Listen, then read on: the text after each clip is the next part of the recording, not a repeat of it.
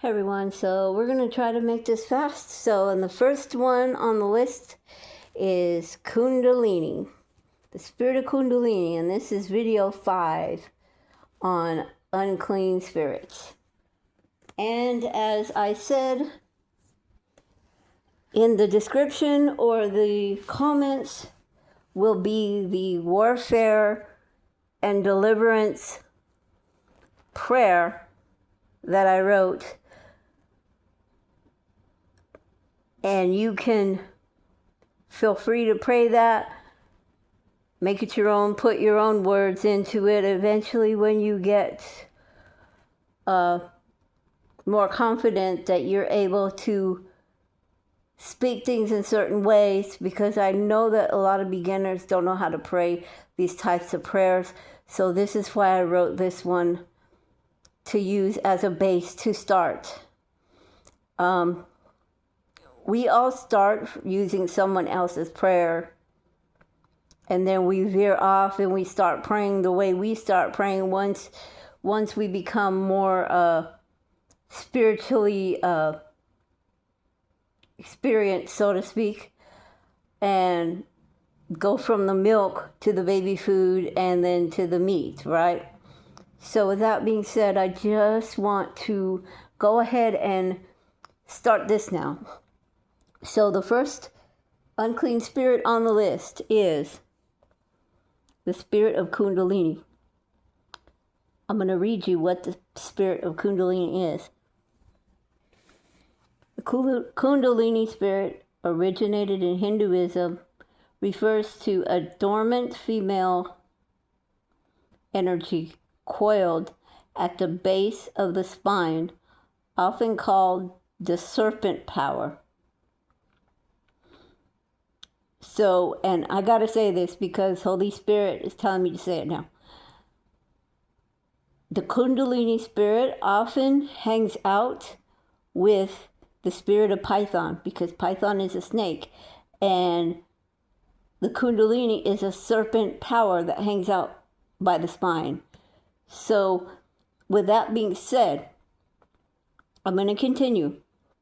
An awakening involves this energy rising through the chakras, causing intense physical sensations, shaking, heat, bliss. While the Eastern traditions as a spiritual evolution, many Christians view it as a demonic and counterfeit to the Holy Spirit, which is true, often linked to spiritual danger, New Age practices, and dangerous occult manifestations. The awakening, the physical awakening, manifestations. This is what it happens. It awakens and brings uncontrollable jerking, shaking, and spontaneous yoga poses. Okay? The spiritual experience that it's described as is electric, like currents, divine visions, and intense bliss. In cultural perspectives, the Hindu and New Age is viewed to as an ascension of human consciousness into the divine union. But Christianity, it is frequently warned against, with some teachers arguing that experiences labeled as being drunk in the spirit, and actually the influence of this or similar spirits. Okay, now let me say something with that. That is true. The Christian view of this is true because the Kundalini is a spirit of darkness. The Lord in His Word says, "Have no other gods but me." Okay, and people are treating this spirit as a god. doing these yoga poses and doing this kundalini stuff with New Age chakras and all that. That's why you shouldn't be doing all that stuff. It's dangerous. Okay? And sadly, many people are still in this New Age and this Hinduism and all kinds of stuff that they do from their traditions, from their past and their family, which is idolatry. This is dangerous, okay? And this spirit, just like every other spirit, is just as dangerous. So, with that being said, I am going to go on to the next unclean spirit. The next unclean spirit we have today is the spirit of, I'm just going to say it this way, of unaliving. Okay? So, the spirit of unaliving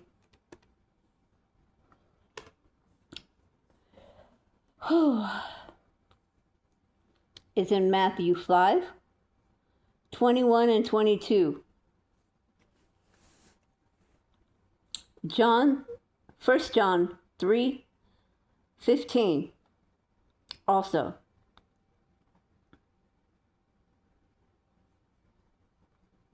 Okay, and I'm going to read those to you.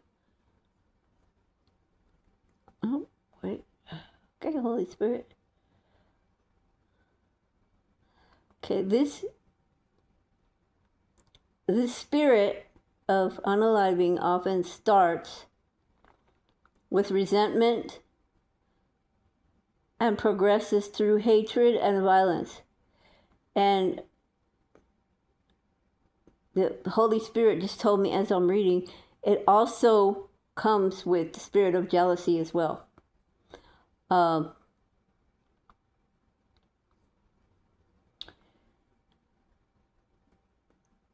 Who is rooted in hatred is First John 3:5 that states, anyone who hates their brother is a unaliver,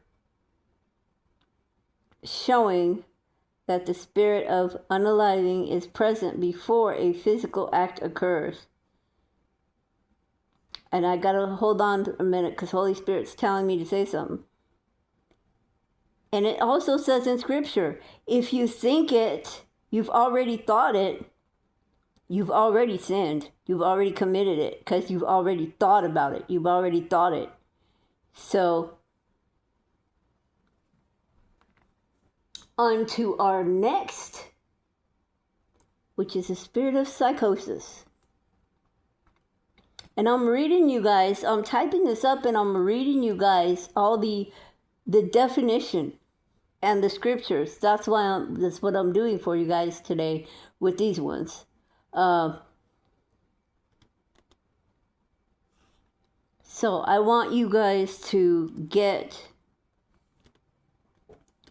the definition, because this is important to understand and to know where some of these scriptures are. So with that being said, the spirit of psychosis is a term used to describe a state where intense spiritual practices or beliefs cross into severe, distressing impairment, such as delusions. There's a spirit of delusion again. Hallucinations, that's the hallucination spirit, or the spirit of paranoia. And we're actually talking about the spirit of paranoia as well, in a sense, because we're going to be talking after this about the spirit of schizophrenia. So, with that being said, it's often distinguished from a positive spiritual awakening by the presence of detachment from reality, high anxiety, and severe social impairment.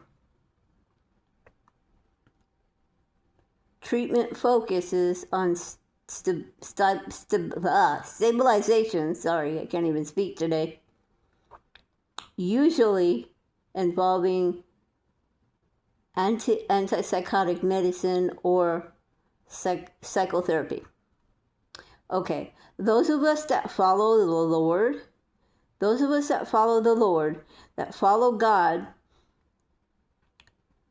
those of us who are believers know that the only thing that can work for a deliverance to help anybody with any of these conditions is deliverance. Prayer and deliverance. Medication only suppresses these things. It does not stop it. So with that being said, I'm going to continue. Okay, we are going to continue, and we are going to continue reading about this, okay?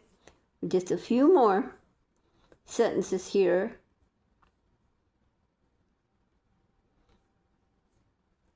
So, spiritual psychosis. These are the key aspects. Delusions and hallucinations, loss of reality, triggers or potential factors could include stress, trauma, substance use, or an underlying mental health condition, or like bipolar disorder or schizophrenia. So, but we're talking about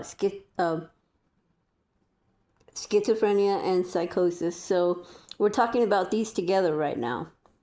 Those are the last two. So as you can see, schizophrenia comes along with psychosis, and addiction comes with psychosis. Trauma and stress comes with psychosis, and that is what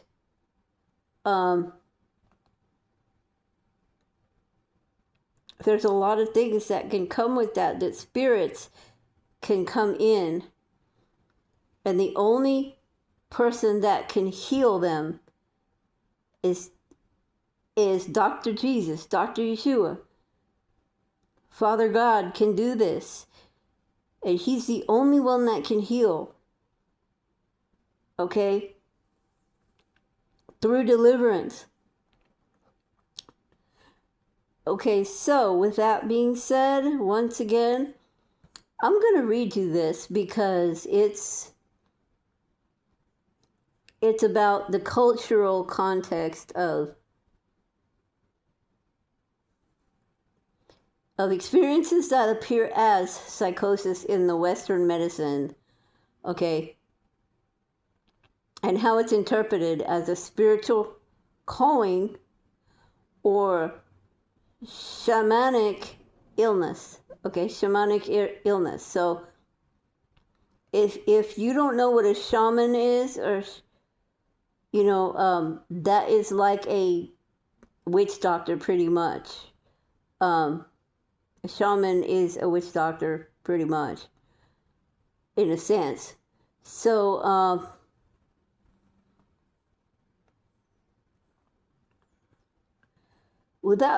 let's see here. Let me see. Or it can, I want to say this because it kind of crosses that borderline. Because a shaman could be what you call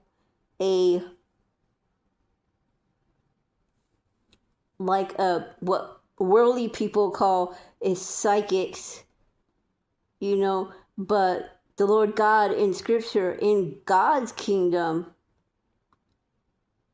the truth, the dreams and visions and the gifts and anointings he gives us are seer anointing and dreams and visions. And that's different than a demon, the schizophrenia and the delusions there, where spirits are coming in and giving them delusions, okay? And all that. So, okay. So that being said, those are the 4, I think I did 4 on that one. Yes, I did 4 on video 5. And video 6, our unclean spirits will be the spirit of witchcraft, the spirit of denial, the prideful spirit, and the lazy spirit.